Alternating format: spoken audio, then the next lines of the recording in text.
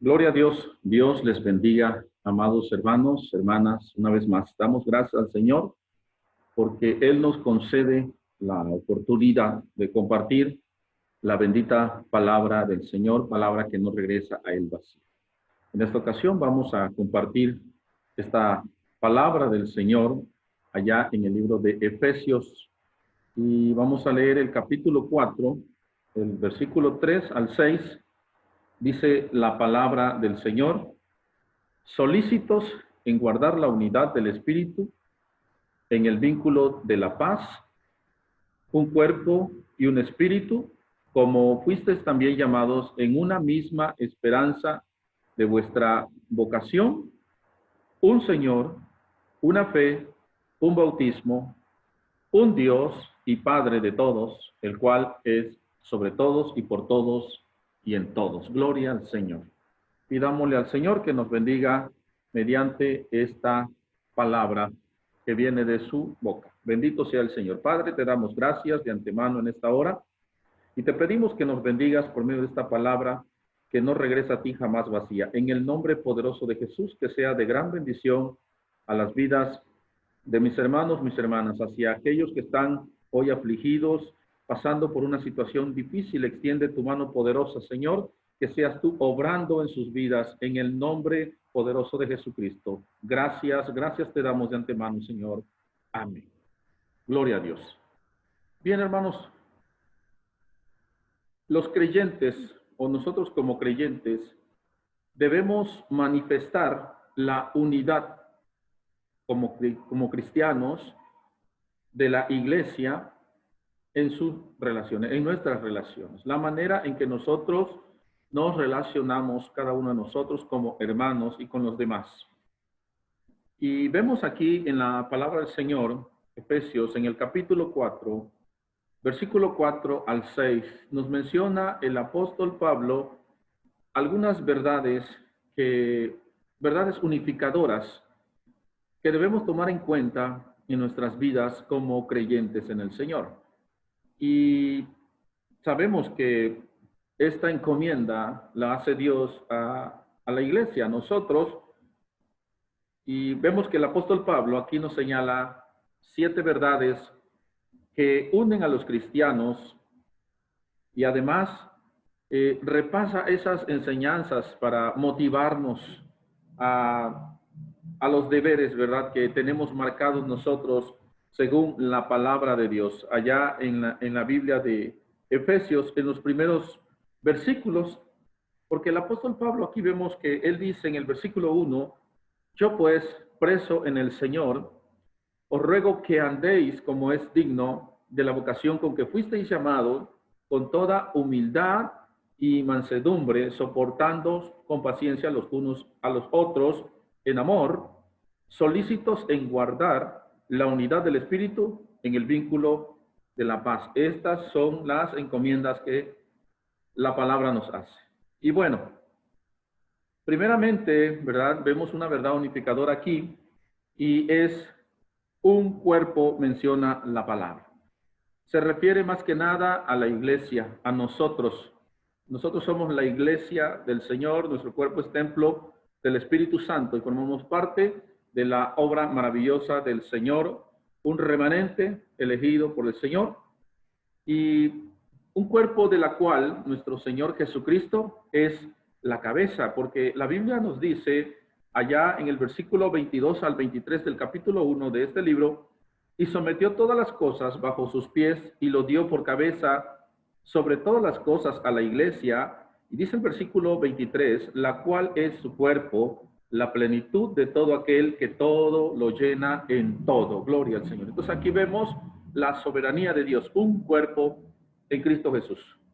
Entonces, como cristianos, nosotros debemos estar unidos en ese amor como miembros del cuerpo, así como los miembros del cuerpo humano, que también están unidos, todos nuestros órganos están unidos entre sí, así debemos estar también como iglesia y debemos apoyarnos mutuamente unos a otros. Nuestros órganos necesitan de una coordinación perfecta para hacer algo y ningún órgano hace algo o funciona de una manera diferente a lo que no está coordinado. Entonces, nosotros como iglesia también en el Señor debemos manejarnos de la misma forma, debemos apoyarnos mutuamente, debemos sentir las penas, las alegrías, todo lo que nosotros pasemos. Y si alguien sufre, nosotros sufrimos, y si alguien está bien, nosotros nos gozamos, nos alegramos en el Señor. Entonces, también dice un espíritu, y esto se refiere más que nada a la tercera persona de la Trinidad, el Espíritu Santo, el Espíritu de verdad, el Consolador, del cual dijo el Señor que enviaría y nos recordaría todas las cosas que Él había enseñado, nos guiaría. La tercera persona de la Trinidad sabemos las funciones, ¿verdad? Como actuando como una persona independiente, unido también a la Trinidad. Entonces, vemos aquí que el Espíritu Santo mora en cada creyente, vive en nuestras vidas, vive en nuestro ser, forma parte, y así que la iglesia sea el templo, la morada de Dios Todopoderoso en el mundo. Está en el creyente para producir fruto, y un fruto en abundancia que purifica las relaciones dentro de la iglesia, dentro del grupo de personas que somos la iglesia. Y vemos allá que el libro de Gálatas, capítulo 5, del versículo 22 al 23, nos muestra los frutos espirituales, ¿verdad? El amor, el gozo, la paz, la paciencia, la benignidad, la bondad, la fe, mansedumbre y dominio propio, que son muy indispensables dentro de las relaciones que debemos tener como creyentes, como hermanos en Cristo Jesús. Una misma esperanza. Esto enfoca el futuro de todos los cristianos. Los creyentes tenemos un mismo destino y disfrutaremos de las mismas bendiciones que el apóstol Pablo señaló allá en el capítulo 1 del versículo 3 al capítulo 2, versículo 10. Y por ejemplo, los distintos aspectos que tiene la esperanza que nos dice en el capítulo 1, versículo 4, según nos escogió en él antes de la fundación del mundo, para que fuésemos santos y sin mancha delante de él. Y el versículo 13 dice, fuiste sellados con el Espíritu Santo de la promesa, que es las arras de nuestra herencia hasta la redención de la posesión adquirida para alabanza de su gloria. Bendito sea el Señor. Una esperanza maravillosa en el Señor. También menciona el apóstol un Señor. Es Jesucristo, es Rey de Reyes, Señor de Señores. Bendito sea su nombre, de quien todos los creyentes somos siervos de Él. Y Él es la cabeza, Él es el principal de la iglesia y tiene el gran señorío sobre todos nosotros, sobre cada uno, cada miembro de la iglesia. Él tiene el control absoluto. El propósito de Dios, pues, es moldearnos a todos a la imagen de nuestro Señor Jesucristo, llegar a la estatura de ese varón perfecto, Jesucristo, incluyendo cualidades, ¿verdad?, que nos menciona la palabra, características que van a guardar la unidad del cuerpo en Cristo Jesús, que somos nosotros la iglesia. Por eso dice el versículo 2, con toda humildad y mansedumbre, soportándoos con paciencia los unos a los otros en amor, solícitos en guardar la unidad del Espíritu en el vínculo de la paz. Una fe es la fe en el sacrificio de nuestro Señor Jesucristo. El gentil como el judío también tienen la misma culpabilidad. Estamos bajo el juicio de Dios y tenemos que ser justificados por Él mismo. Entonces, con humildad, tenemos que acercarnos a Dios por medio de la fe, sin reclamar ningún mérito propio o justicia personal. La fe es la puerta que nos lleva a la gracia del Dios Todopoderoso. Un bautismo. Se refiere al bautismo por el Espíritu Santo. En la primera carta a los Corintios, en el capítulo 12, versículo 13, dice, porque por un solo espíritu fuimos todos bautizados en un cuerpo, sean judíos o griegos, sean esclavos o sean libres, y a todos se nos dio a beber de un mismo espíritu. Vemos aquí, hermanos, que el apóstol explica que el bautismo del Espíritu es la obra que hace esa divina personas al introducirnos y unirnos al cuerpo de Cristo Jesús. Esto sucede cuando el creyente, nosotros como creyentes, recibimos a Cristo Jesús en nuestras vidas como único y suficiente Salvador.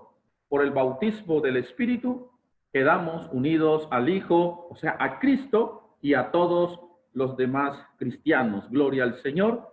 Y menciona también un Dios y Padre. Concluye la lista. En la antigüedad, cada nación tenía sus dioses, dioses paganos, e Israel tenía al único Dios verdadero.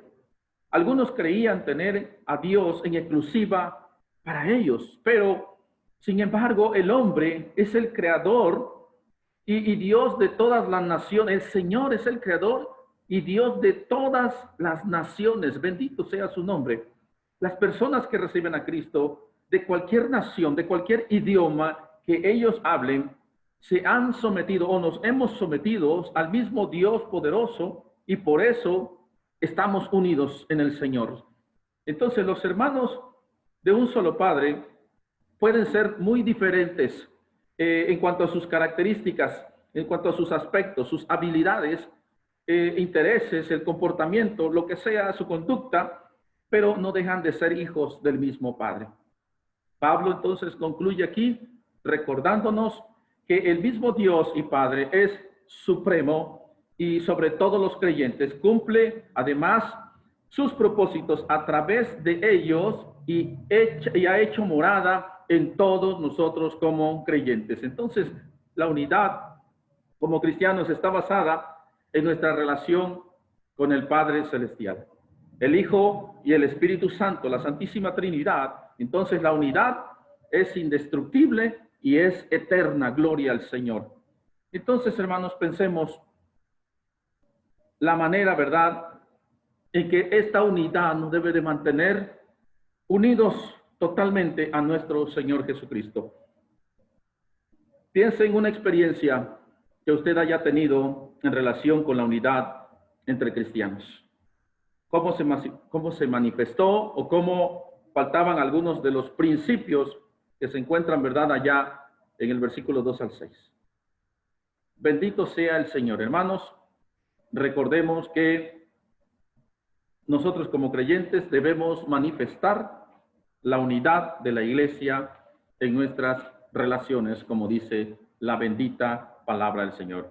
Recordemos un cuerpo, un espíritu, una esperanza, un Señor, una fe, un bautismo y un Dios y Padre. Bendito sea el Señor. Dios les bendiga, amados hermanos y hermanas.